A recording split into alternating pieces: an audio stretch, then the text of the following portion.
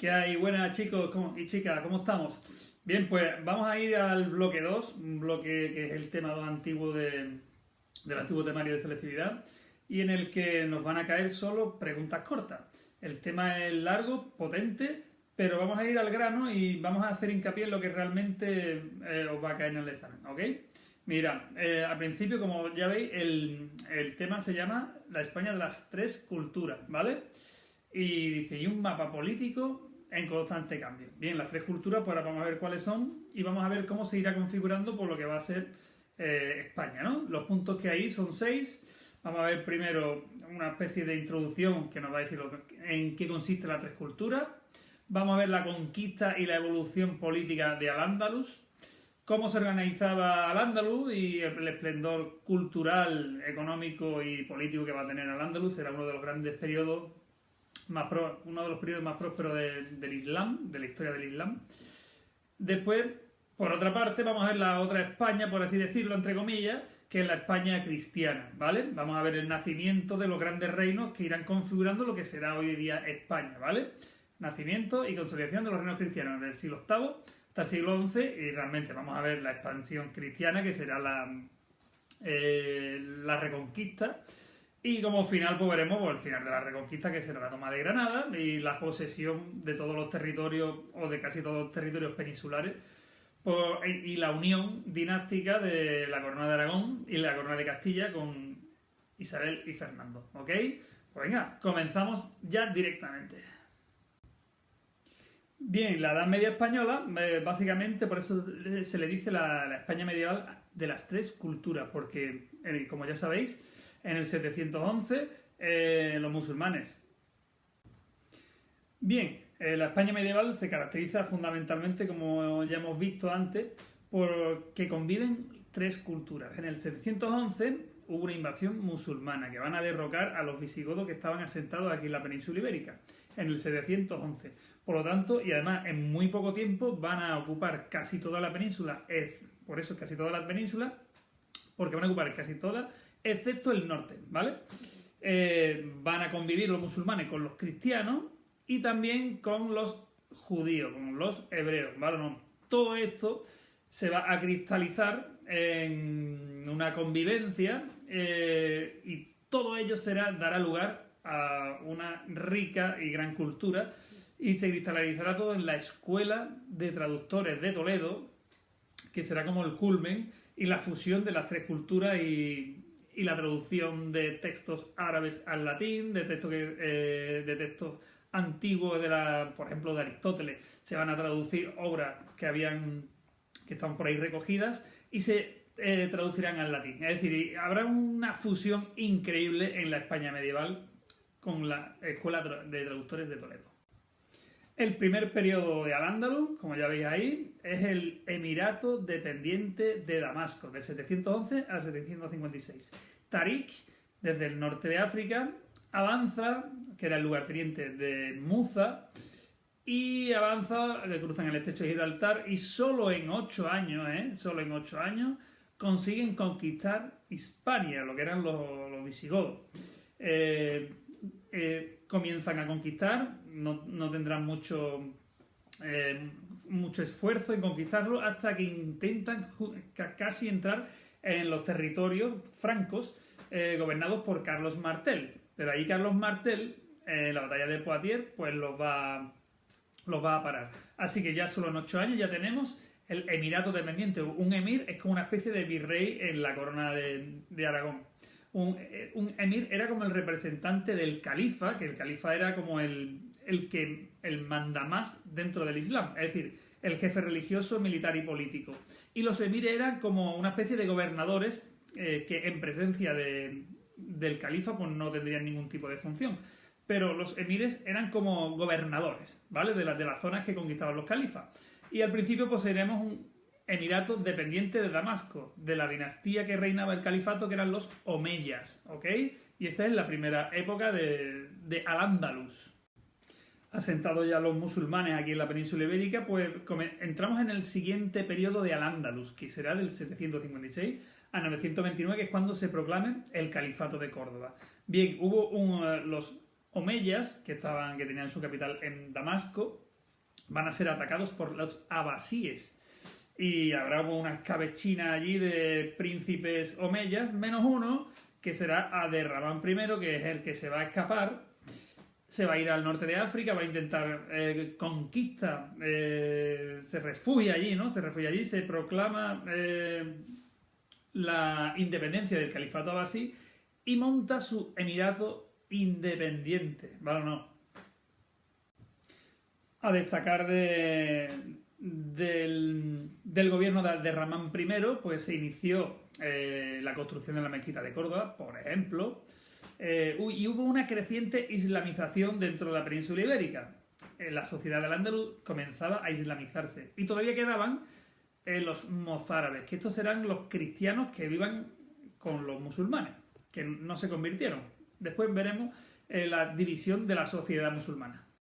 Bien, en el 929 llega el momento de mayor auge y el mayor momento de esplendor de Al-Ándalus, que será cuando Aderramán III, aquí lo tenéis, Aderramán III se proclame califa, es decir, será la mayor autoridad del Islam en el 929.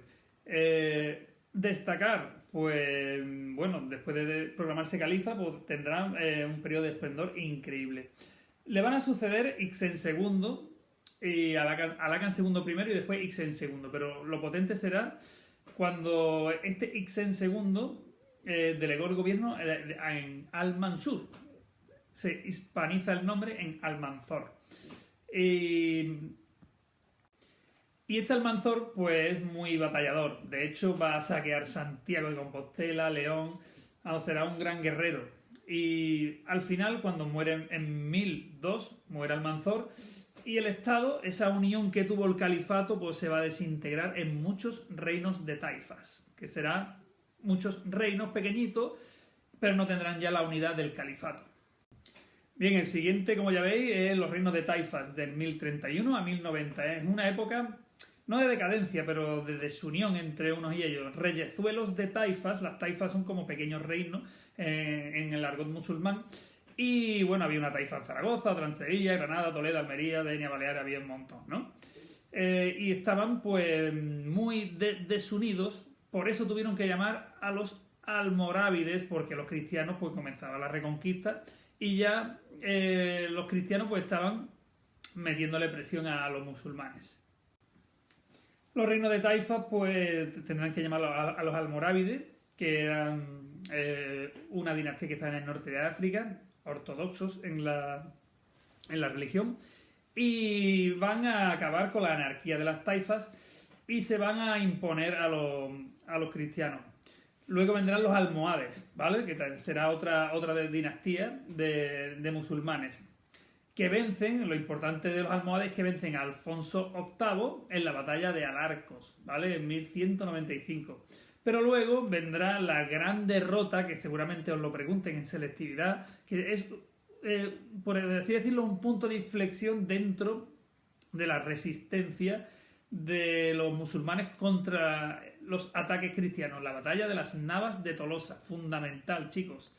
Este es fundamental. Las Navas de Tolosa es fundamental, porque a partir de ahí ya van a ir cayendo uno tras otro las plazas musulmanas, hasta que se quedó solo el reino de Granada, que como ya sabéis, en 1492 se van a apoderar de ello los reyes católicos.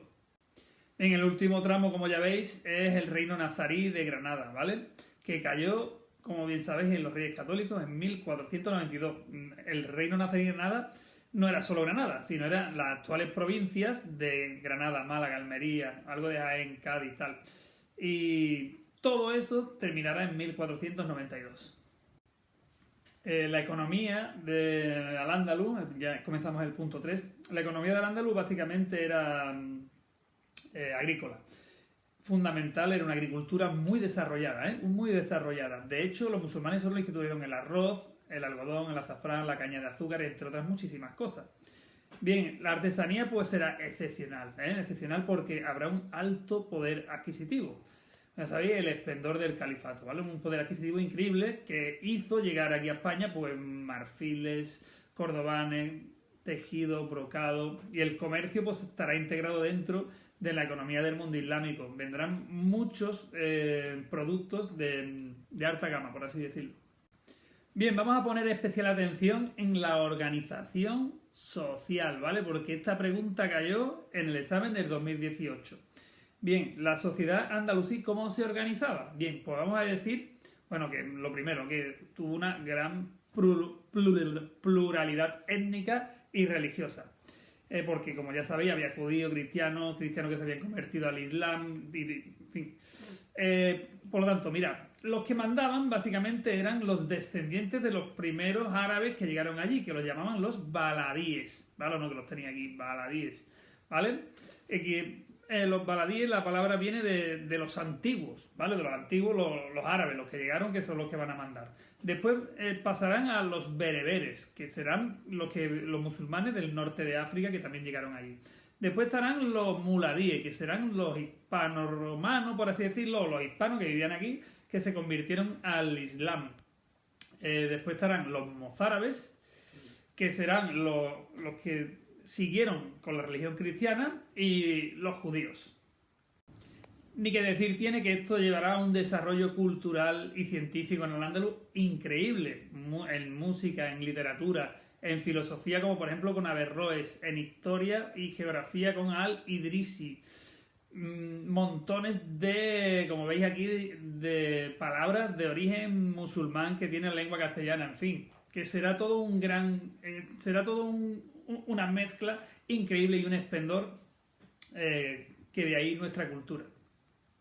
Culturalmente, como ya vemos aquí, la vida cotidiana, pues evidentemente venimos y de todo lo que hubo antes de nuestra cultura, pues estamos totalmente influenciados. Como por ejemplo los elementos de la vida cotidiana. Los baños públicos, las bibliotecas, la iluminación de las calles, todo eso viene de tradición musulmana.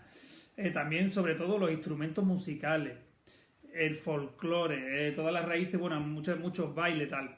En arte también tenemos pues dos ejemplos fundamentales de lo magno que fue el Islam aquí en Al-Ándalus, como por ejemplo la construcción de la mezquita de Córdoba y la Alhambra de Granada. Bien, comenzamos el punto 4, que es la otra España, por así decirlo, entre comillas, que es la España cristiana. Bien, ¿cómo nacen y se consolidan estos reinos desde el siglo VIII hasta el siglo XI? Bien, pues básicamente comienzan en el 711 los musulmanes a conquistar la península, y en la zona norte, pues la única que queda sin dominar por los musulmanes, que será Cantabria, estaban los astures y los vascones. Bien, el reino de Asturias es el primero en constituirse, ¿no? Y vamos a destacar la figura de Pelayo, ¿vale? ¿No? Que obtiene la primera victoria en la batalla de Covadonga en el 722 contra los musulmanes. Bien, en estos primeros momentos es fundamental los hijos de Pelayo, como por ejemplo Alfonso I y sobre todo Alfonso II, este Alfonso, que puso la capital en Oviedo, ¿vale o no? Y fue el que, bueno, en el que se descubrió, en fin, no se sabe muy bien todo, y comenzó aquí, se descubrió el apóstol Santiago, ¿no? Se descubrió su sepultura y comenzó el camino de Santiago, la peregrinación a Santiago y todo lo que ello conllevaba. Por ejemplo, la introducción de nuevas costumbres y mercancías de distintos puntos de Europa, nuevos estilos artísticos como por ejemplo el románico y el gótico, otras actividades artesanales, en fin, fue un foco total de cultura, ¿vale? ¿No? Con Alfonso II. Bien, ya tenemos constituido el reino de Asturias, con Pelayo y los anteriores Alfonsos. Con Alfonso III va a bajar y su sucesor, García I, traslada la capital a León, dando lugar al reino de León. Y más adelante, con Fernán González, dará lugar la independencia de Castilla en 1960. Esa será en la época, como vimos antes, que en el 929 se proclama el califato. Por lo tanto, con el Califato de Córdoba vamos a tener esos tres grandes núcleos, el asturiano, el leonés y el castellano. Bueno, ahora vamos a hablar sobre los núcleos cristianos que había en el Pirineo. Bien, todo esto lo creó Carlomagno, como aquí lo tenéis, ¿vale? Que era el rey de los francos. Para protegerse de los musulmanes, que va a crear la marca hispánica, que será la zona donde lo que hoy día es Cataluña. Bien, y lo que hizo fue imponer ahí, dividir en condados aquella zona gobernada por condes dependientes del emperador. También tenemos dos fechas fundamentales, como es el 817, donde en Jaca, que es una ciudad, crearon el condado de Aragón. Y hacia 1830 se va a crear el reino de Pamplona, que será el futuro reino de Navarra. Bien, ahora tenemos de importante a el conde Borrell II, que era el Puigdemont de la época, que se negó a renovar los compromisos que tenía con Carlomagno, con el reino de los francos, y nacieron, de hecho, los condados catalanes ya independientes. Y Barcelona, el condado de Barcelona, pues fue uno de los más importantes dentro de todos esos condados. Bien, se comienza a repoblar, ¿vale? ¿No? Desde el siglo VIII hasta el X, pues se va a repoblar hasta los territorios del Duero. Repoblar básicamente es conquistar y poner gente de tu confianza dentro de esos territorios. No será fácil, será bastante complejo, pero lo que es fundamental repoblar para consolidar el avance territorial. Es decir, los reinos cristianos iban avanzando a los territorios musulmanes, iban repoblando con cristianos. Evidentemente a esa gente pues se le daba unos beneficios y unos terrenos para que repoblaran aquella zona.